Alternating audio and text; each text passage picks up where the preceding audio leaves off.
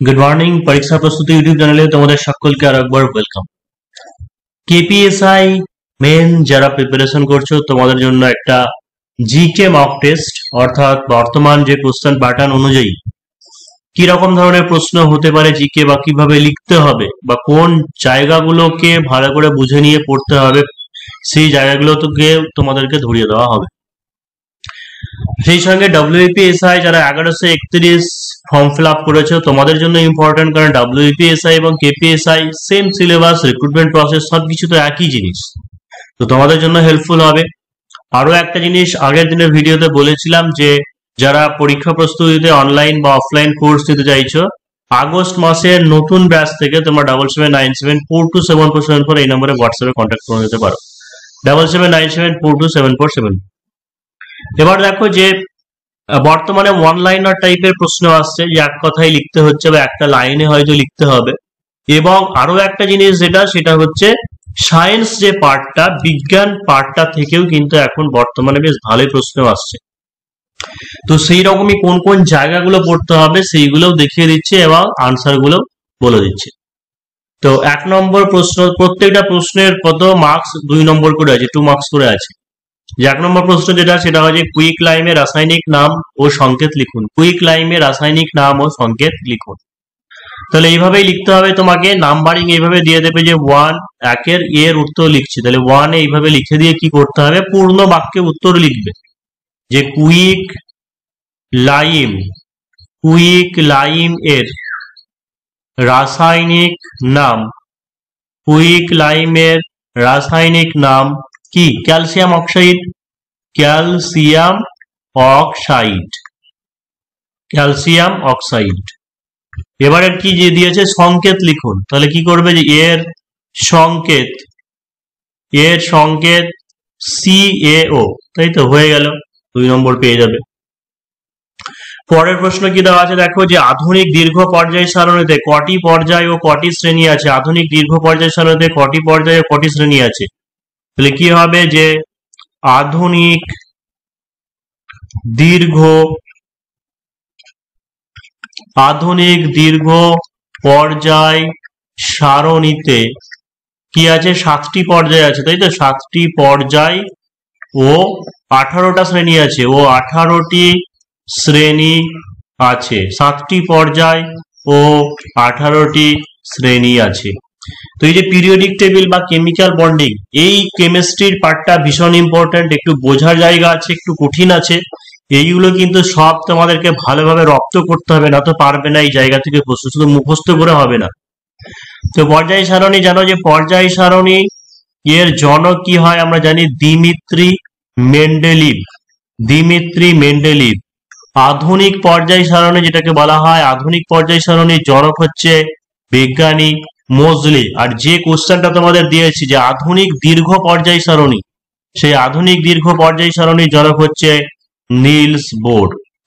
এবং প্রথমে পরমাণুকে বা মেন্ডেলিভের যে পুরনো পর্যায় সারণী, সেখানে কিভাবে রাখা হতো মৌলগুলোকে, আধুনিকে কিভাবে রাখা হচ্ছে, এই সমস্ত জায়গাগুলো ক্লিয়ার করে নিতে হবে। বা ডোবেরিনডের ত্রয়ী সূত্র, নিউল্যান্ডের অষ্টক সূত্র, তারপরে হচ্ছে কোনগুলোকে হ্যালোজেন মৌল বলা হয়, ক্ষারীয় মৃত্তিকা ধাতু বলা হয়, এই সমস্ত জিনিসটা ভালো করে দেখতে হবে, কারণ এবার পর্যায় সারণী বা রাসায়নিক বন্ধনী এই জায়গাগুলো থেকে অনেক অনেক বেশি প্রশ্ন আসার সম্ভাবনা কিন্তু রয়েছে। পরের প্রশ্নে চলে যাব, তার আগে আরো একবার বলে দিচ্ছি, যারা আগস্ট ব্যাচের নতুন থেকে প্রথম থেকে কেপিএসআই ব্যাচ 3, মানে ব্যাচ 3 হবে কেপিএসআই মেনের, আর 1131 ডব্লিউপিএসআই যারা প্রথম থেকে শুরু করতে চাইছে 7797427474 এই নম্বরে হোয়াটসঅ্যাপে কন্ট্যাক্ট করে নিতে পারো। এবার তাহলে কি দুটো ব্যাচ একই সঙ্গে চলবে সেরকম নয়, কিন্তু কিছু কিছু ক্লাস, যেমন বেসিক ইংলিশের ক্লাস, ট্রান্সলেশনের ক্লাস, এরকম বেশ কিছু ক্লাস থাকে যেগুলো দুটোর ক্ষেত্রে একই হয়, কিন্তু কেপিএসআই মেন স্পেশাল যেটা, সেটা অবশ্যই অনেক ফাস্ট প্রসেসে চলবে, আর ডব্লিউপিএসআই এর ক্ষেত্রে কি হবে, একটু ধীরে ধীরে চলবে। এটা হচ্ছে পার্থক্য, কিন্তু বেশ কিছু ক্লাস একই কমন পেতে পারো। তাই যারা দুটোর ক্ষেত্রে হয় ডব্লিউপিএসআই বা কেপিএসআই, যারা দুটো যেটাই করতে চাইছো আগস্টের নতুন ব্যাচে, তোমরা তাড়াতাড়ি কন্ট্যাক্ট করে নিতে পারো। এবার পরের প্রশ্নে চলে যাচ্ছি, চলো, যে Mg2+ আয়নে কটি ইলেকট্রন আছে। যদি এভাবে লেখা থাকে যে Mg মাথায় এরকম থাকে 2+, তো Mg2+ আয়নে কটি ইলেকট্রন আছে, তাহলে তোমাকে আগে জানতে হবে যে কোনো মৌল পজিটিভ কখন হয় বা ক্যাটায়ন কখন হয়। প্লাস মানে এটাকে কি বলা হয়, ক্যাটায়ন বলা হয়, আর যদি মাইনাস থাকে সেটাকে অ্যানায়ন বলা হয়। তো মনে রাখতে হবে যে এমজি, আমি এই প্রশ্নটা আগে একটু বোঝাই যে এমজি এর পরমাণু ক্রমাঙ্ক কত হয়, 12 হয়, তাই তো। এমজি এর পরমাণু ক্রমাঙ্ক 12 হয়। ইলেকট্রন বিন্যাসটা কি হবে, 2 8 2, মানে প্রথম কক্ষে দুটো, তারপরে কক্ষে 8টা, তারপরে কক্ষে দুটো ইলেকট্রন থাকবে। তো প্রত্যেকটা মৌল চায় তার শেষ কক্ষে 8টা ইলেকট্রন রাখবে, তাহলে এই দুটো ইলেকট্রনকে কি করবে, সে ছেড়ে দেবে। অর্থাৎ কি হচ্ছে, এমজি -2e, মানে দুটো ইলেকট্রন সে ছেড়ে দিচ্ছে, তবে কি হচ্ছে, Mg2+ হচ্ছে। তার মানে আমাকে জানতে হবে এই যে Mg2+ দেওয়া আছে, মানে তার আসল যে ইলেকট্রন সংখ্যা সেখান থেকে সে দুটো ইলেকট্রন ছেড়ে দিয়েছে। তাহলে কি হবে, Mg2+ এ ইলেকট্রন সংখ্যা কত হবে, Mg2+ আয়নে, Mg2+ আয়নে ইলেকট্রন সমান মোট 12টা থাকে, দুটো ছেড়ে দিয়েছে, তাহলে কটা হবে, 10 হবে। এটা আমি বোঝানোর জন্য লিখলাম। পরীক্ষার হলে যদি এরকম কোশ্চেন দেয় মেনে, তাহলে শুধু তোমাকে এইটুকু লিখতে হবে যে Mg2+ আয়নে ইলেকট্রন সমান হচ্ছে 12-2, মানে হচ্ছে 10। যেহেতু পরমাণু ক্রমাঙ্ক বা হচ্ছে ইলেকট্রন সংখ্যা Mg তে থাকে 12, এটা লিখতেও পারো নাও লিখতে পারো। এবার পরের প্রশ্নটা দিয়েছিল যে বেরিলিয়ামের চিহ্ন কি, বেরিলিয়ামের চিহ্ন কি। তো বেরিলিয়ামের চিহ্ন হচ্ছে বিই, বেরিলিয়ামের চিহ্ন হচ্ছে বিই।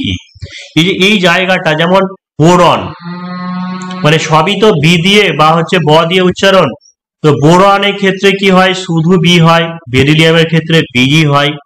আর একটা যেটা দেওয়া আছে ব্রোমিন, তাই তো, ব্রোমিন, এটার ক্ষেত্রে কি হয়, বি আর হয়, ব্রোমিনকে বলা হয় বি আর। অর্থাৎ এই যে মৌল যেগুলো রয়েছে, element, hydrogen, helium, lithium, beryllium, boron, carbon, nitrogen, oxygen, chlorine, neon, এইভাবে যেগুলো রয়েছে, এদের প্রত্যেকের চিহ্ন, পরমাণু ক্রমাঙ্ক, যোজ্যতা, ইলেকট্রন বিন্যাস, এগুলো তোমাকে জানতে হবে। এই সমস্ত জায়গা থেকে অবশ্যই প্রশ্ন আসবে। পরের প্রশ্ন কি আছে, চলো দেখে নিই। যে মহাকর্ষ ধ্রুবকের মান ও একক লিখুন, মহাকর্ষ ধ্রুবকের মান ও একক লিখুন। আগে প্রথমে উত্তরটা বলে দিই, দিয়ে তারপরে আমি এর ব্যাখ্যাটা দিচ্ছি, ঠিক আছে। তাহলে কি করব, যে মহাকর্ষ ধ্রুবকের মান কত, 6.67 ইন্টু 10⁻⁻11, 6.67 ইন্টু 10⁻⁻11। এককটা কি হবে, এককটা হচ্ছে, আগে ঠিক আছে চলো একক যদি ভুলেও যাও বা কিভাবে বের করতে হবে সেই ব্যাপারটা দেখিয়ে দিই। মহাকর্ষ সূত্র, যেটা মহাকর্ষ সূত্র কি বলে, এই বিশ্বের যে কোনো দুটি বস্তু পরস্পরকে আকর্ষণ বা বিকর্ষণ করে, এই বলটা তাদের ভরের গুণফলের সমানুপাতিক এবং দূরত্বের বর্গের ব্যস্তানুপাতিক, তাই তো। দিয়ে যেটা দাঁড়ায় যে বল F = G m1m2 বাই হচ্ছে r²। তাহলে এই যে জি হচ্ছে জি, এটা মানে হচ্ছে মহাকর্ষ ধ্রুবক, এটা সমান কি বলতে পারি, F r² বাই হচ্ছে m1m2। তাহলে দেখো F মানে হচ্ছে বল, বলের একক কি হয়, বলের একক আমরা জানি নিউটন।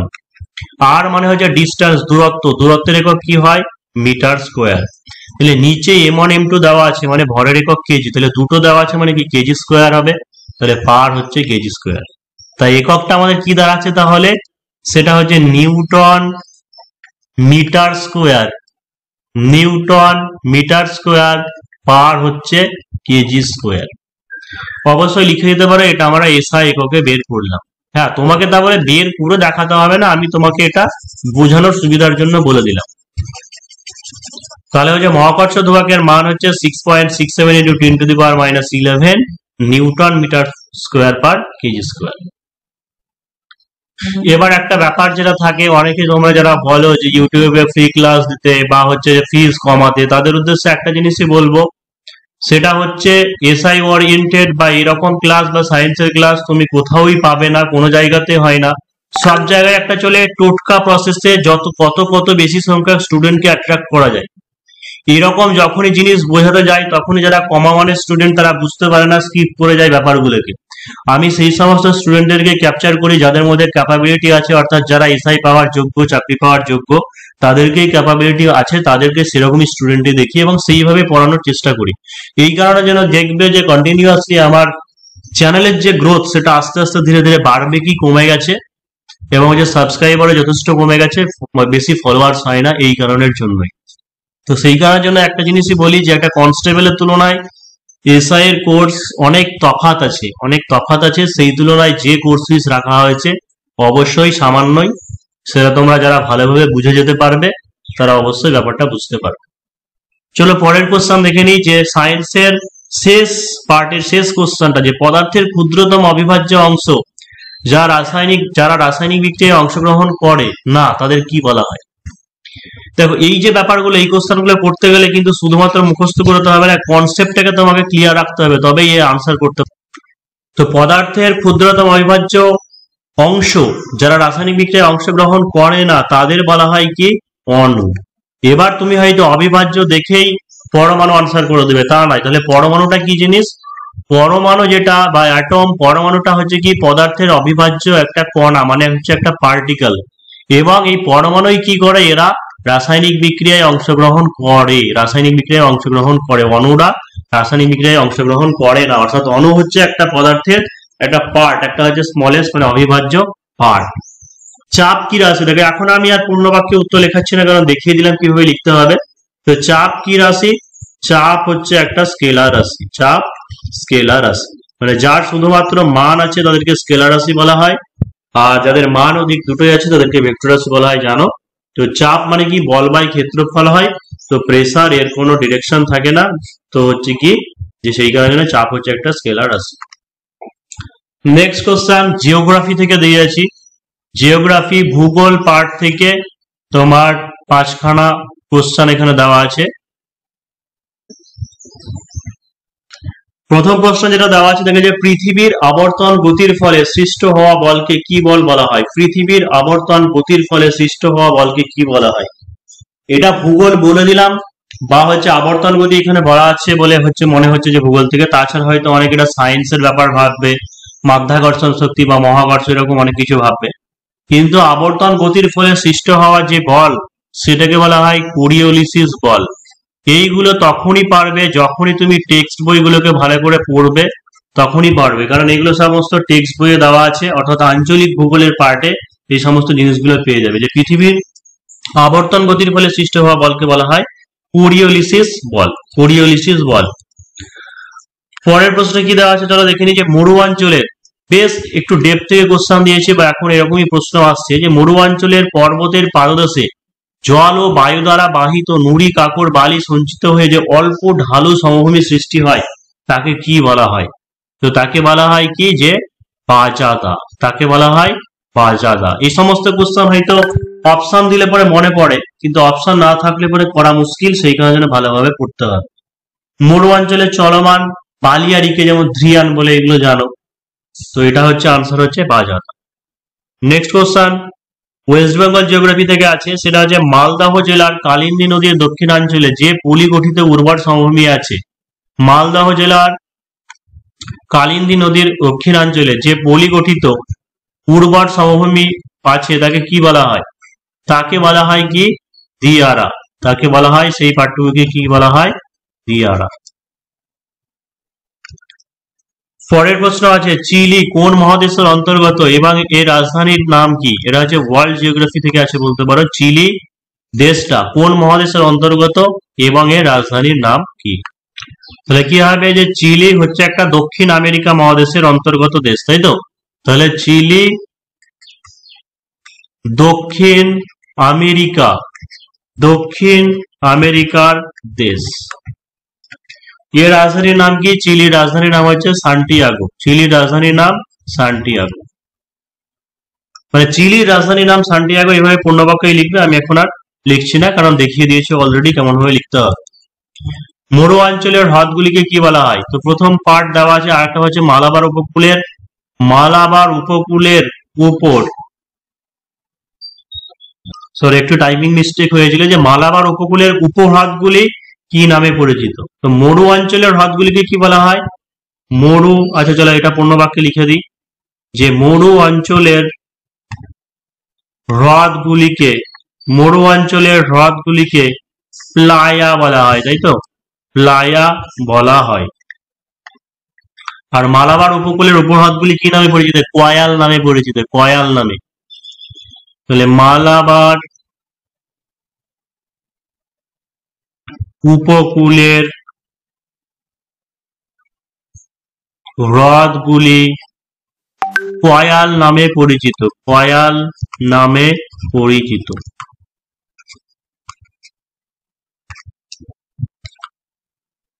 তাহলে ভূগোল থেকে 5খানা প্রশ্ন হয়ে গেল। এবার হচ্ছে বায়োলজি পোর্শন থেকে দিয়েছি যে বংশগতির জনক কে এবং সেই সঙ্গে আছে জৈব বিবর্তনের জনক কে।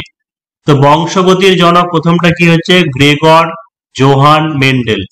গ্রেগর, পুরো বাক্যে পূর্ণ বাক্যেই মানে পুরো নামটা লিখবে যে গ্রেগর জোহান মেন্ডেল বংশগতির জনক। আর জৈব বিবর্তনের জনক কে? জৈব বিবর্তনের জনক হচ্ছে ল্যামার্ক। জৈব বিবর্তনের জনক হচ্ছে ল্যামার্ক। যক্ষা রোগের ভ্যাকসিনের নাম কি?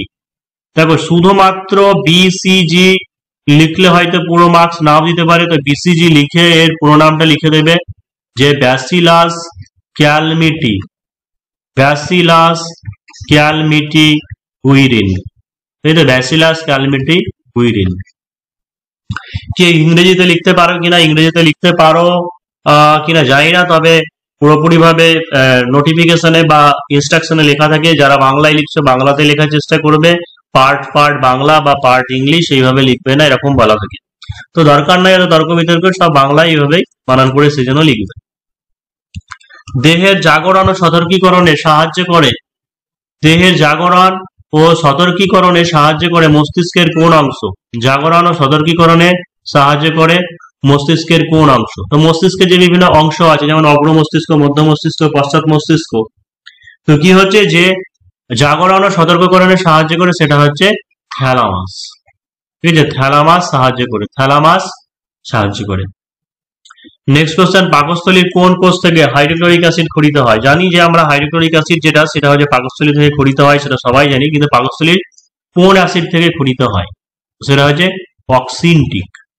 পাকস্থলীর মধ্যে অবস্থিত অক্সিনটিক কোষ থেকে হাইড্রোক্লোরিক অ্যাসিড খরিত হয়।